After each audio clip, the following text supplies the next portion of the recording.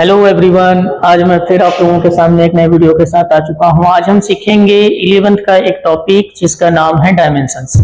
हम डायमेंशंस निकालना सीखेंगे, डायमेंशन फॉर्मूला कैसे कैलकुलेट किया जाता है, कैसे फाइंड आउट किया जाता है with the help of formula, और हम उसके कुछ एप्लीकेशंस देखेंगे कि उसका एक्चुअल में एप्लीकेशंस क्या है, क्यों डायमेंशंस फॉर्मूले पढ़ाए जाते हैं। इसके नीट और जेईई में जो है एप्लीकेशन पे इसके कई सारे क्वेश्चन देखने को मिलते हैं, जैसे रिलेशन फाइंड आउट करना है या फिर आपको कन्वर्जन वगैरह करने हैं एक सिस्टम ऑफ यूनिट से दूसरे सिस्टम ऑफ यूनिट्स में, तो डायमेंशंस हेडिंग लगाते हैं डियर।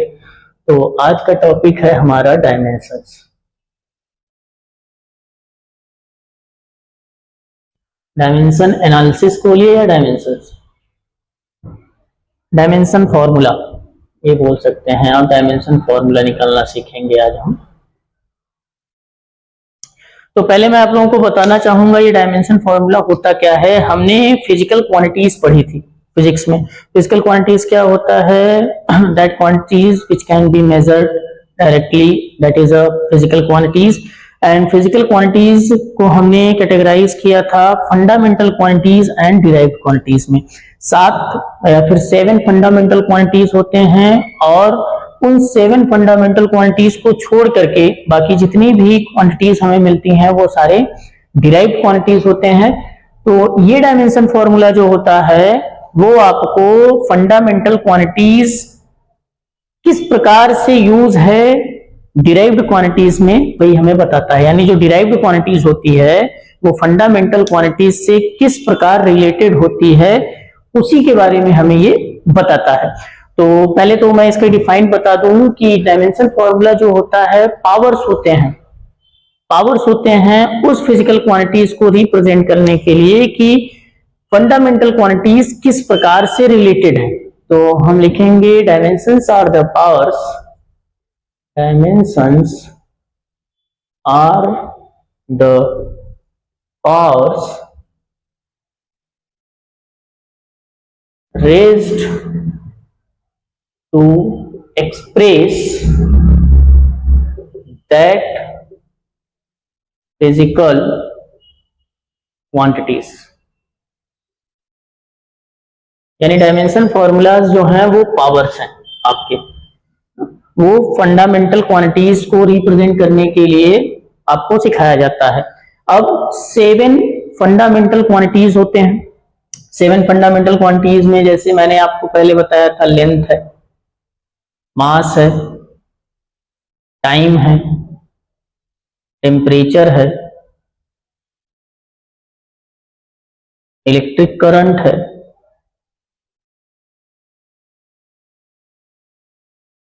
ल्यूमिनस इंटेंसिटी है, ल्यूमिनस इंटेंसिटी, और लास्ट हमारा amount of substance, amount of substance. आपको क्या करना है, अगर डायमेंशन फॉर्मूला कैलकुलेट करना है तो इनके सिंबल्स को याद करो। जब कभी भी हमें लेंथ मिलेगा तो आप हमेशा वहां क्या करना, कैपिटल एम यूज कर देना, कुछ इस टाइप का स्क्वायर ब्रैकेट में लगा के लिखते हैं। और मास नहीं लेंथ मिलेगा, सॉरी लेंथ है तो यल होगा, मास है तो कैपिटल एम होगा, टाइम है तो कैपिटल टी होगा, और टेम्परेचर है तो कभी कभी इसको के या कभी कभी थीटा से भी डिनोट कर दिया जाता है। नेक्स्ट अगर आपका इलेक्ट्रिक करंट है तो कैपिटल ए, ल्यूमिनस इंटेंसिटी है तो आप सीडी लगा सकते हो, और अगर अमाउंट ऑफ सब्सटेंस है तो आप मोल लगा सकते हो। ये आपको आनी चाहिए। जब कभी भी आपको लेंथ मिले तो आप कैपिटल एल यूज करना, मास हो तो कैपिटल एम, टाइम हो तो कैपिटल टी, टेम्परेचर हो तो के या थीटा ज्यादातर यूज करिए।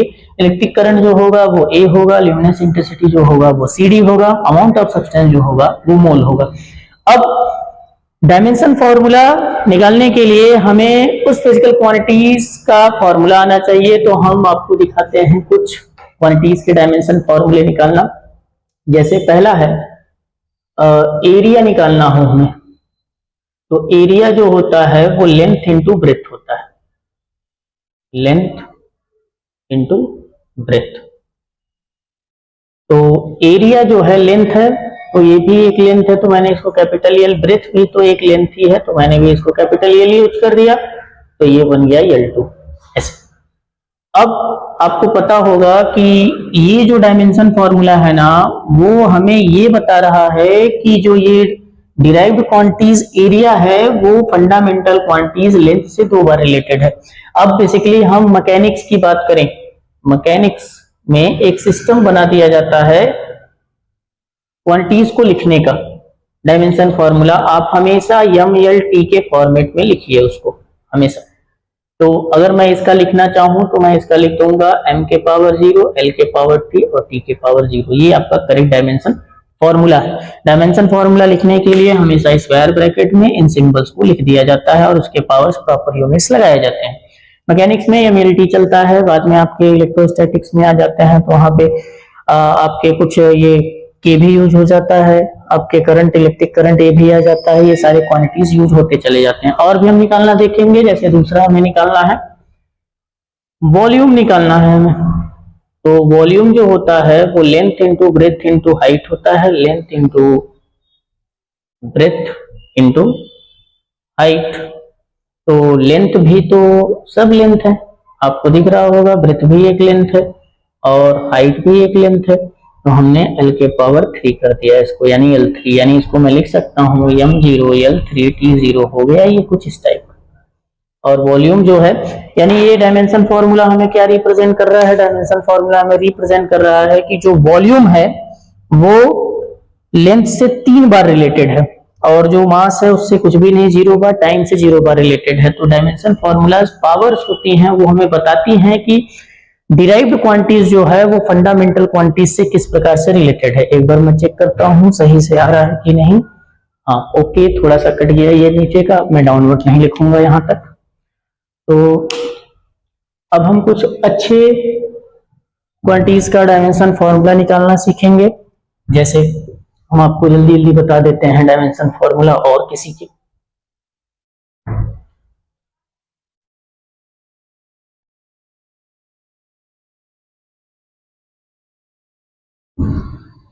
जैसे डायमेंशन फॉर्मूला हमें निकालना है नेक्स्ट वेलोसिटी का।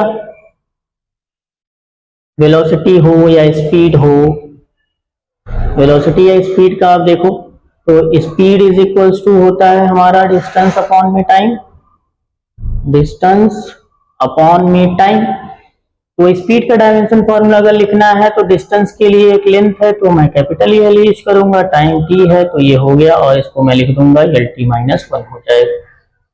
ऐसे ही आप वेलोसिटी भी लिख सकते हो, यही आएगा velocity is equals to displacement upon में टाइम, डिस्प्लेसमेंट अपॉन में टाइम।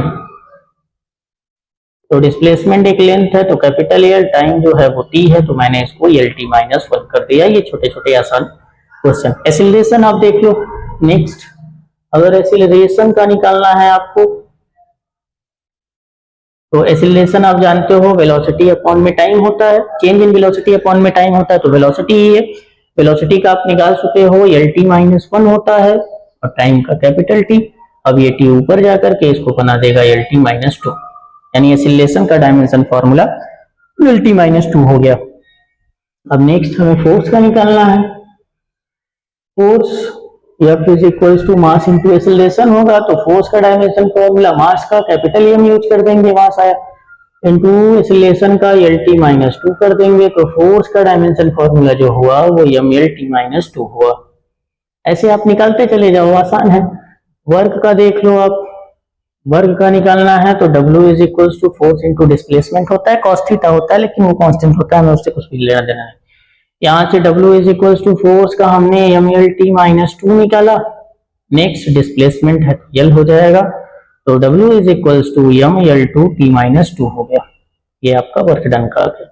पावर निकालना है हमको, पावर का तो पावर का भी निकाल लेंगे। पावर इज इक्वल्स टू होता है W अपॉन में टी, वर्क डन अपॉन में टाइम। तो पावर का W का हमने निकाला है M L two T minus 2, तो स्क्वायर ब्रैकेट में रखते हैं, कैपिटल टी हो गया और पावर इज इक्वल टू ये ऊपर जाएगा तो M L two T minus 3 हो जाएगा, एक पावर जुड़ गया।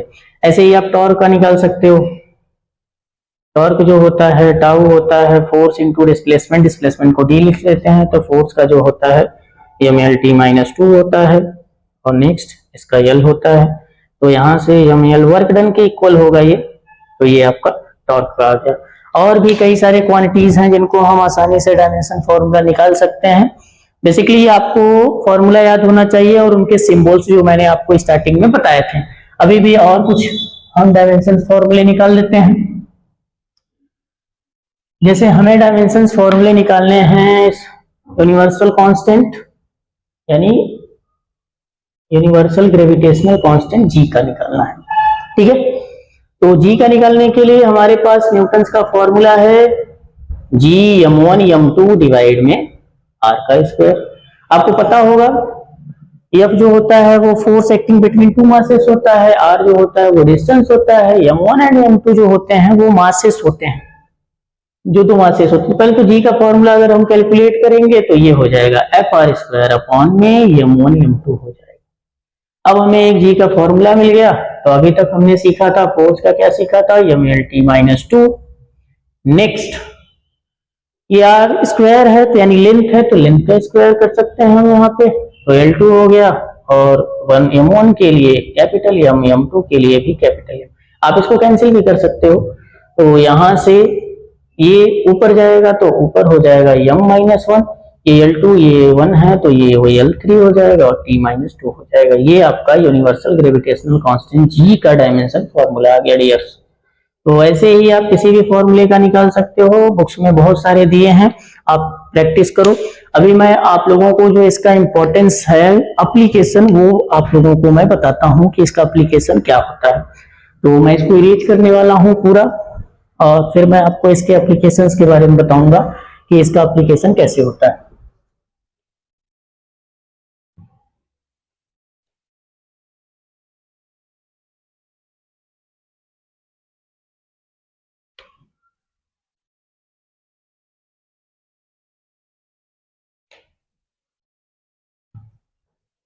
तो application of dimension, application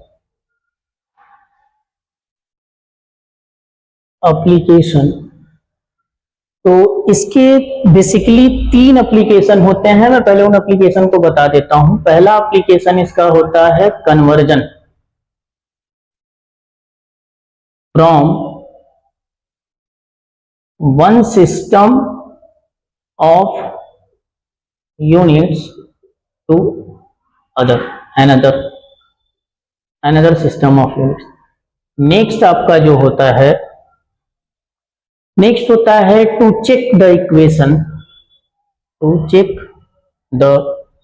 equation, correctness.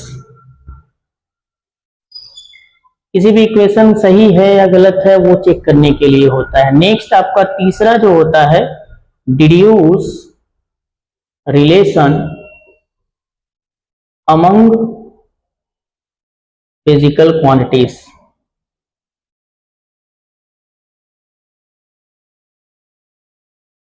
ये आपके 3 एप्लीकेशंस हैं डायमेंशंस फॉर एनालिसिस के। तो पहला है conversion from one system of units to another system of units. Next है आपका deduce relation among physical quantities, और नेक्स्ट है आपका to check the equation correctness. यानी पहला आपका कन्वर्जन होगा, अगर एक सिस्टम ऑफ यूनिट से जैसे सीजीएस से एमकेएस में आपको ट्रांसफर करना है किसी फिजिकल क्वांटिटीज को, तो आप इससे कर सकते हो। मैं आपको अभी सिखाऊंगा कैसे करेंगे। नेक्स्ट है आपका to check the equation correctness. कोई इक्वेशन है और वो डायमेंशनली अगर करेक्ट हुआ तो वो इक्वेशन सही माना जाता है। नेक्स्ट है आपका third deduce relation among physical quantities. इसमें आपको डिपेंडेंट और इंडिपेंडेंट वेरिएबल्स बताएंगे। बोलेगा कि ये फिजिकल क्वांटिटीज इस फिजिकल क्वांटिटीज पे डिपेंड करती है, तो आप एक रिलेशन फाइंड आउट करो। तो बेसिकली हम सीखने वाले हैं, तो पहला हम सीखने वाले हैं कन्वर्जन। तो डियर्स पहला हेडिंग लगाएंगे हम कन्वर्जेंस।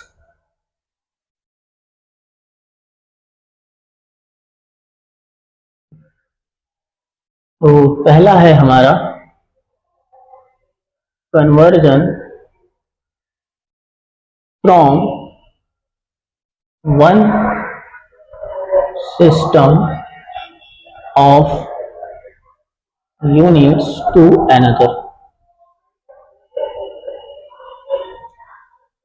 तो बेसिकली मैं आप लोगों को फिजिकल क्वांटिटीज लिखा कैसे जाता है, जैसे मैंने लिख दिया m is equals to 2 K G. Physical quantities कोई भी हो, हमेशा एक नंबर और उसके साथ यूनिट्स लगा दिया जाता है। तो ये जो नंबर्स होता है डियर्स, इसको बोला जाता है न्यूमेरिकल वैल्यू या न्यूमेरिक वैल्यू भी बोल सकते हैं आप। ये न्यूमेरिकल वैल्यू होता है। नेक्स्ट ये जो होता है हमारा, इसको बोला जाता है यूनिट्स। आपको पता होगा सभी फिजिकल क्वांटिटीज को मेजर करने के लिए उसका खुद का यूनिट होता है, जो स्टैंडर्ड होता है, रेफरेंस तौर पे लिया जाता है इसको। अब डियर्स, इनको अगर मैं नोटेशन दूं फिजिकल क्वांटिटीज को, तो मैं एन यू कर दूंगा। न्यूमेरिकल वैल्यू को मैं एन से, यूनिट्स को मैं यू से दिखा दूंगा। एन यू कर दिया। अब ये एन और यू में एक रिलेशन होता है। वो रिलेशन क्या होता है dears? N is inversely proportional to 1 में यू होता है। इनवर्सली प्रोपोर्शनल होने का मीनिंग क्या है? कि आप एक को बढ़ाओगे दूसरा अपने आप कम होगा, या इसको आप बढ़ाओगे तो ये कम हो जाएगा। एक बढ़ाओ दूसरा ऑटोमेटिकली कम होगा, या दूसरे को कम करो और पहला ऑटोमेटिकली ज्यादा होगा। तो जैसे ये 2 kg लिखा था, अभी मैं इसके इस यूनिट्स को चेंज करता हूं। अभी ये जो 2 kg है, इसको मैं कन्वर्ट करता हूं ग्राम में, तो 2 into 1000 ग्राम हो गया। अभी आप ध्यान से इसको देखो, ये जो यूनिट्स था और ये जो न्यूमेरिकल वैल्यूज था, स्टार्टिंग में जो ये यूनिट था वो बड़ा था और उसके साथ छोटा न्यूमेरिकल वैल्यू, लेकिन जैसे ही हमने इसको छोटा किया, देखो ये बड़ा हो गया। यानी एक को छोटा किए तो दूसरा बढ़े, या दूसरे को बड़ा करोगे तो पहला छोटा हो जाएगा। तो ये इनके में रिलेशन होता है डियर्स। इस एग्जांपल से आपको समझ में आया था, तो मैंने किसी सिस्टम के लिए मैंने ये रिलेशन लिख लिया। n1 एक सिस्टम के लिए मैंने ये लिखा, तो n1 u1 is equals to constant आएगा, प्रोपोर्शनलिटी साइन हटेगा तो कांस्टेंट आएगा। ऐसे ही मैं दूसरे सिस्टम के लिए n1 u2 is equals to constant लिख सकता हूं। अब डियर, अगर किसी इक्वेशन के 2 पार्ट इक्वल हैं तो मैं इसको लिख सकता हूं n1 u1 is equals to n2 u2 कर सकता हूं। ये कुछ ऐसे हो, ये आपका रिलेशन मिल गया। अब डायमेंशन एनालिसिस में मान लो हमें n2 की वैल्यू निकालनी है दूसरे सिस्टम ऑफ यूनिट्स में, तो ये n1 u1 डिवाइड में u2 हो जाएगा ऐसे। तो इसी रिलेशन को मैं कुछ और भी अच्छे से लिख सकता हूं। देखो u जो होगा, यूनिट जो होगा, उसमें देखो डायमेंशंस एनालिसिस यहाँ आएगा, तो इसको मैं m1 l1 t1 कर देता हूं। इनके पावर्स a लगा देता हूं, पावर्स लगा देता हूं a b c, ऐसे कुछ इस टाइप का। अब आप पूछोगे ये क्यों लिखा गया? यूनिट्स है, जैसे पहले सिस्टम में उसका कुछ यूनिट्स होगा, उसका मैंने डायमेंशन फॉर्मूला लिख लिया, उसके पावर कुछ लगा दिया मैंने। ऐसे ही u2 को मैं लिख सकता हूँ क्या? m2 के पावर a, l2 के पावर b और t2 के पावर c, ऐसे कर सकता हूँ। इनकी कुछ वैल्यूज होंगी, ओके। और डायमेंशन फॉर्मूला तो चेंज नहीं होने वाला, क्योंकि सेम फिजिकल क्वांटिटीज को रिप्रेजेंट करती है, तो a b c दोनों में मैंने कॉमन ले लिया। अब इसके बाद मैं यहाँ पे n2 का एक फॉर्मूला बना दूंगा, आप देखते रहना ध्यान से, कुछ इस टाइप का। m1 m2 के होल पावर a कर दिया हमने, और फिर इसको कर दिया l1 l2 के होल पावर b कर दिया, और ये t1 t2 के होल पावर अपने c कर दिया। ये डियर हमारा है डायमेंशन फॉर्मूला निकल गया। अब मैं बताते रहा हूं, ये n2 क्या है डियर्स? ये है numerical value, numerical value in second system of units. Second system जो हमें लाना है, n1 जो है वो न्यूमेरिकल वैल्यू है इन फर्स्ट सिस्टम। जो m1 क्या है? Unit of mass, unit of mass in first system. Next हमारा है m2, unit of mass in second system. और भी मैं लिख सकता हूं, जैसे t1 क्या है डियर? l1 देख लो, l1 जो है यूनिट्स ऑफ लेंथ है, unit of length in first system. ऐसे ही हमारा l2 क्या होगा? Unit of length in second system. ऐसे ही हमारा t1 और t2 जो होंगे वो units of time in first and second system. अब जब कभी भी आपको कन्वर्जन आएगा तो आप बेसिकली ऐसे कर सकते हो आसानी से डियर्स। अब मैं एक न्यूमेरिकल से या फिर क्वेश्चन सॉल्व करके आपको बताना चाहूंगा कि ये कहाँ से होता है। प्रॉब्लम ये आता है कि ए बी सी की वैल्यू कहाँ से फाइंड आउट करें। डियर्स, ए बी सी की वैल्यू फाइंड आउट करते हैं उसके डायमेंशन फॉर्मूला से। अगर मान लो हमें फोर्स का कन्वर्जन दिया है तो फोर्स का डायमेंशन फॉर्मूला होता है M L T minus two. तो वहां एम के पावर 1, एल के पावर 1 और टी के पावर -2 होता है। तो ए की वैल्यू 1, बी की वैल्यू 1 और सी की वैल्यू -2 हो जाएगी। तो अभी मैं क्वेश्चन करके दिखाता हूं आप लोगों को कि कैसे करेंगे इसको। डियर्स, आपको केवल ये फॉर्मूला याद करना है और कुछ भी नहीं।